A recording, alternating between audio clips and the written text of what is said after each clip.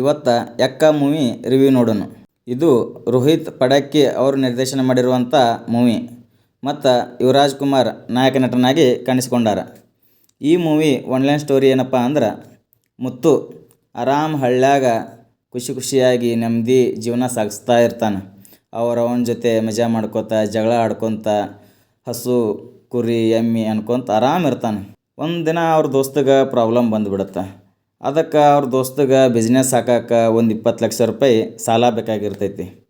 ಅದಕ್ಕೆ ಮುತ್ತು ಏನು ಮಾಡ್ತಾನೆ, ಫ್ರೆಂಡ್ಶಿಪ್ನಾಗ ಇರಲಿ ತಗೋ ಅಂತೇಳಿ ಒಂದು ಸೇಟು ಹತ್ರ ಹೋಗಿ ಒಂದು 20 ಲಕ್ಷ ರೂಪಾಯಿ ಸಾಲ ಕೊಡಿಸ್ತಾನೆ.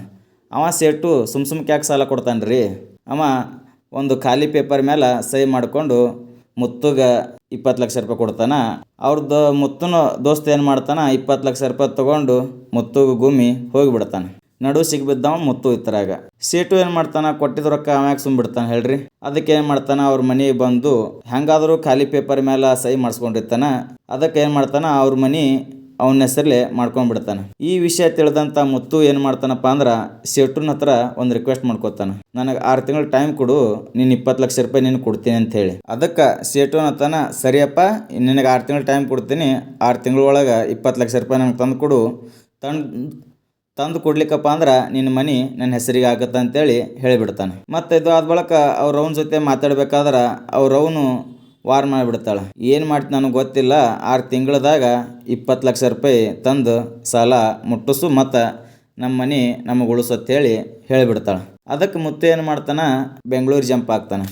ಬೆಂಗಳೂರು ಜಂಪ್ ಆಗಿ ಕ್ಯಾಬ್ ಡ್ರೈವರ್ ಆಗಿ ಸೇರ್ಕೊತಾನೆ. ಕ್ಯಾಬ್ ಡ್ರೈವರ್ ಆಗಿ ಸೇರ್ಕೊಂಡಂಥ ಮುತ್ತು ಹೇಗೆ ರೌಡಿಸಮ್ಗೆ ಇಳಿತಾನೆ, ಯಾಕೆ ಇಳಿತಾನೆ ಅನ್ನೋದು ನೀವು ಮೂವಿಗೆ ಹೋಗಿ ನೋಡ್ರಿ. ಈ ಮೂವಿನಾಗ ನನಗೇನು ಇಷ್ಟ ಆಯ್ತಪ್ಪ ಅಂದ್ರೆ, ಶ್ರುತಿ ಮ್ಯಾಮ್ ಅವರ ಆ್ಯಕ್ಟಿಂಗ್ ಆಗಿರ್ಬೋದು, ಅಲ್ಲಲ್ಲಿ ಸಾದುಲ್ ಕೋಕಿಲ್ ಅವರ ಕಾಮಿಡಿ ಆಗಿರ್ಬೋದು, ಮತ್ತು ಡ್ಯಾಡಿ ಅನ್ನೋ ಪಾತ್ರ ಕೂಡ ಸ್ವಲ್ಪ ನಗು ಬರ್ಸುತ್ತೆ ನಿಮಗೆ. ಒಳ್ಳೆನೇ ಆಗ್ತದಾನ್ರಿ ಅಪ್ಪ ವಿಲನ್ ಕರೆ, ಆದರೂ ಅವ ನಿಮ್ಗೆ ನಗಿಸ್ತಾನೆ, ಅದು ನಾ ಗ್ಯಾರಂಟಿ ಕೊಡ್ತೇನೆ. ಇನ್ನು ಯುವ ರಾಜ್ಕುಮಾರ್ ಬಗ್ಗೆ ಹೇಳೋ ಅವಶ್ಯಕತೆ ಏನಿಲ್ಲ. ಇದು ಇವರ 2ನೇ ಮೂವಿ, ಆದರೂ ಒಳ್ಳೆ ಆ್ಯಕ್ಟಿಂಗನ್ನೇ ಮಾಡಿದ್ದಾರೆ. ಈ ಮೂವಿ ಫಸ್ಟ್ ಹಾಫ್ ನನಗೆ ಎಲ್ಲಿ ಏನೂ ತೊಂದರೆ ಅನಿಸ್ಲಿಲ್ಲ ರೀ ಅಪ್ಪ. ಆರಾಮಾಗಿ ನಿದ್ದೆ ಬರಲಿಲ್ಲ, ಆರಾಮಾಗಿ ಕುತ್ಕೊಂಡು ಮೂವಿ ನೋಡಿದೆ ಫಸ್ಟ್ ಹಾಫ್. ಮತ್ತು ಇನ್ನೊಂದು ಈ ಮೂವಿ ಪಾಸಿಟಿವ್ ಪಾಯಿಂಟ್ ಏನಪ್ಪ ಅಂದ್ರೆ, ಮ್ಯೂಸಿಕ್, ಬ್ಯಾಕ್ಗ್ರೌಂಡ್ ಸ್ಕೋರ್ ಎಲ್ಲ ಚೆನ್ನಾಗ್ಯದ. ಈ ಮೂವಿ ನೆಗೆಟಿವ್ ಪಾಯಿಂಟ್ ನೋಡೋದಾದ್ರೆ, ಸೆಕೆಂಡ್ ಹಾಫ್ ಯಾಕೋ ಬೋರ್ ಅನ್ನಿಸ್ತು. ರಿಯಾಲಿಟಿ ಒಂದ್ಸಲ ನೀವೇ ನೋಡ್ರಿ.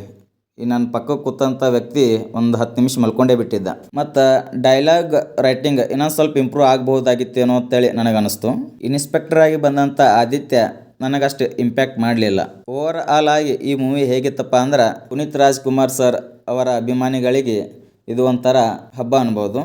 ನಾರ್ಮಲ್ ಆಡಿಯನ್ಸ್ಗೆ ಒಂದು ಸಲ ನೋಡ್ಬೋದು ಅಷ್ಟೇ. ಇದೊಂದು ಎವರೇಜ್ ಮೂವಿ ಆಗಿ ಮೂಡಿ ಬಂದ ಅಂತೇಳಿ ನಾ ಹೇಳ್ಬೋದು. ಮತ್ತು ಥಂಬ್ನೇಲ್ದಾಗ ಡಿ ಬಾಸ್ ಕ್ರೇಜ್ ಅಂತೇಳಿ ಹಾಕಿರ್ಲ ಅಂತೇಳಿ ಬೈಬೇಡ್ರಿ ಅಪ್ಪ. ಮೊನ್ನೆ ರಾಮನಗರದಾಗ ಒಂದು ಇನ್ಸಿಡೆಂಟ್ ಆಯಿತು. ಯುವರಾಜ್ ಕುಮಾರ್ ಅವರು ಒಂದು ಡೈಲಾಗ್ ಹೊಡಿತಾರೆ, ಬೆಂಗಳೂರಿಗೆ 1000 ಜನ ಬರ್ತಾರ, 1000 ಜನ ಹೋಗ್ತಾರ, ಇಲ್ಲಿರೋದು ಲೋಕಲ್ ಅಪ್ಪು ಒಬ್ಬನೇ ಅಂತೇಳಿ. ಅದಕ್ಕೆ ಅಲ್ಲಿದ್ದಂಥ ಡಿ ಬಾಸ್ ಫ್ಯಾನ್ಸ್ ಏನು ಮಾಡ್ತಾರ, ಡಿ ಬಾಸ್ ಅಂತೇಳಿ ಸ್ಟಾರ್ಟ್ ಮಾಡಿಬಿಡ್ತಾರೆ. ಅಲ್ಲಿ ಒರಿಜಿನಾಲಿಟಿ ಅವರಿಗೆ ಅರ್ಥ ಆಗುತ್ತೆ. ಇಷ್ಟ ಆಗಿದ್ದಕ್ಕೆ ಕೆಲವೊಂದು TV ಚಾನಲ್ಸ್ಗಳು ಅದಾವಲ್ಲ, ಫ್ಯಾನ್ಸ್ ವಾರ ಅವರೇ ಸ್ಟಾರ್ಟ್ ಮಾಡಿಬಿಡ್ತಾರೆ, ಇವಾಗ ನೋಡಿ ಹೆದರು ಹೋದರು, ಹಾಗೆ ಮಾಡಿದ್ರು ಹೀಗೆ ಮಾಡೋರು ಅಂತೇಳಿ. ದರ್ಶನ್ ಅವ್ರು ಹೇಳೋದು ಕರೆಕ್ಟ್ ಅದ, ಏನ್ರಿ ಮೀಡಿಯಾನೇ ಖರೆ. ಅವರು ಸ್ಟಾರ್ ವಾರ್ ಮಾಡಿಸಿ ತಮ್ಮ TRP ಹೆಚ್ಚು ಮಾಡಿಕೊಂಡು ದುಡ್ಡು ಗಳಿಸ್ಕೊಂತ ಹೋಗಿಬಿಡ್ತಾರೆ. ನಡುವ ಸುಮ್ಕೆ ಫ್ಯಾನ್ಸ್ಗಳು ಜಗಳ ಮಾಡ್ಕೊತ ಸೋಷಿಯಲ್ ಮೀಡಿಯಾದಾಗ ಸ್ಟಾರ್ಟ್ ಮಾಡಿಬಿಡ್ತಾವೆಲ್ಲ. ದರ್ಶನ್ ಸರ್ ಆಗಿರ್ಬೋದು, ಪುನೀತ್ ಸರ್ ಆಗಿರ್ಬೋದು, ಅವರೆಲ್ಲ ಆತ್ಮೀಯರಿದ್ದಿದ್ದು ನಾವು ಆಲ್ರೆಡಿ ನೋಡೀವಿ. ಸುಮ್ಮನೆ ಯಾಕೆ ಸ್ಟಾರ್ ವಾರ್ ಬೇಕು, ಜಗಳ ಹಾಕಬೇಕು, ನಮ್ಮ ಕನ್ನಡ ಪಿಕ್ಚರವನ್ನು ನೋಡ್ರಿ, ಉಳಿಸ್ರಿ, ಬೆಳೆಸ್ರಿ ಅಂತ ಹೇಳುತ್ತಾ ಇವತ್ತಿನ ಮೂವಿ ರಿವ್ಯೂ ಎಂಡ್ ಮಾಡ್ತೀನಿ. ಧನ್ಯವಾದಗಳು.